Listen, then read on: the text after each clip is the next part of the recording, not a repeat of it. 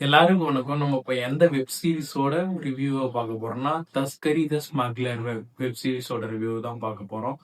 இந்த வெப் சீரிஸ்ல என்னடா கான்செப்ட் அப்படின்னு கேட்டீங்கன்னா, துபாயில இருந்து திருட்டுத்தனமா தங்கத்தை கடத்திட்டு இந்தியாவுக்குள்ள கொண்டு வராங்க. அதை தடுக்கிறத வச்சு போகக்கூடிய வெப் சீரிஸ் தான் தஸ்கரி த ஸ்மக்லர் வெப். இந்த வெப் சீரிஸ் வந்து பாத்தீங்கன்னா 6 எபிசோடா கொடுத்துருக்காங்க. ஒரு எபிசோடும் 42 நிமிஷமா இருக்குது.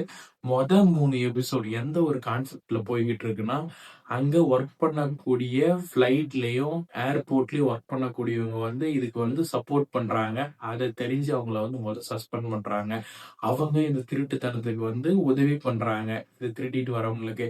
அதுல வந்து என்ன ஒரு ஆச்சரியம்னா, ஒரு லேடி வந்து இதுல இன்வால்வ் ஆயிருக்கா. அவ கூட வந்து பெண்களினுடைய அந்தரங்கம் பாகத்திலையும் வச்சுக்கிட்டு அந்த தங்கத்தை வந்து கடத்தி எடுத்துட்டு வராங்க. இது ஒரு முக்கியத்துவமாவும் காட்டுறாங்க. ஃபைனலா வந்து லாஸ்டாவே எல்லாருமே மாட்டிக்கிறாங்க. லாஸ்டா அவ மட்டும் தப்பிச்சு போயிடுறான். அந்த லேடி மட்டும் ஏன் அப்படின்னு போகக்கூடிய வெப் சீரிஸ் தான் தஸ்கரி த ஸ்மக்லர் வெப். இந்த வெப் சீரிஸ் வந்து கோல்டு வந்து ஏன் துபாயில மட்டும் சீப்பஸ்டா கிடைக்குது. அது கோல்டு பிஸ்கட் ஆகும் வேற ஒரு முறையில உருவாக்கி தன்னுடைய உடம்பு பூரா வச்சுக்கிட்டு ஒரு பேக்காவும் எடுத்துட்டு வராங்க.